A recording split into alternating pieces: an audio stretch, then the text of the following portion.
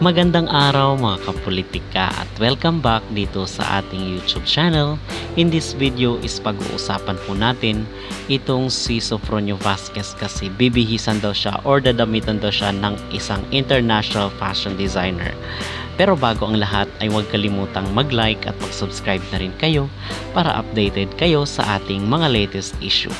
At mga kapolitika, meron po tayong nakita dito sa isang post sa social media na kung saan ay lagi po nga nagbibigay ng update sa atin dito sa mga ganap ni Sofronio Vasquez. At yung pangatlong araw nga po ni Sofronio dito sa ating bansa ay hindi po natin siya nakita dito sa publiko or dito sa social media.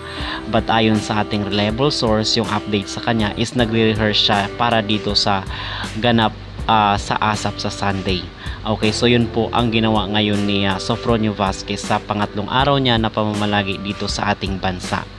And dito sa isang post mga kapolitika, ang sinasabi Sofronio Vasquez ng isang kilalang international fashion designer na si Francis Libiran dito sa pag-meet nila ng Pangulo ng ating bansa kasi meron umanong courtesy call itong si Sofronio Vasquez dahil sa ibinigay na karangalan sa ating bansa. Itong fashion designer po, Sofronio Vasquez, ay isang kilalang international at renowned na designer.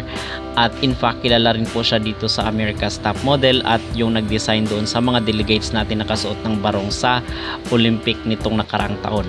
At mga kapolitika, sa ngayon ay doon sa performance rin po ni Sofronio Vasquez kahapon together with Darren Espanto ay hindi maiwasan po ng mga netizen na ikumpara itong si Sofronio dito kay Darren. But yung ating masabi at yung ating maging reaction ay okay lang din naman na maikumpara, but ibang-iba pa rin po si Sofronio the way siya magkanta or mag-awit kasi talagang grabe yung emotion. Si Darren Espanto ay isa ring versatile na singer mga kapolitika.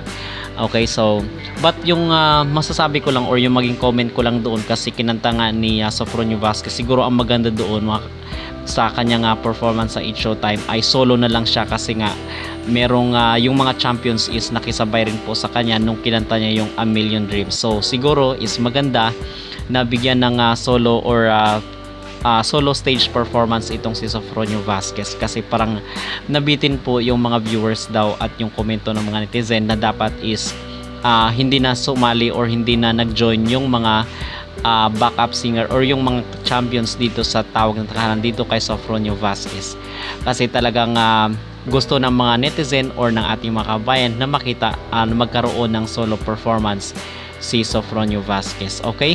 So yun po ang ating update today dito sa pangatlong araw na pamamalagi ni Sofronio Vasquez sa atin. Sino sa palagay nyo mga kapolitika ang mas magaling? Itong si Sofronio Vasquez or si Darren Espanto?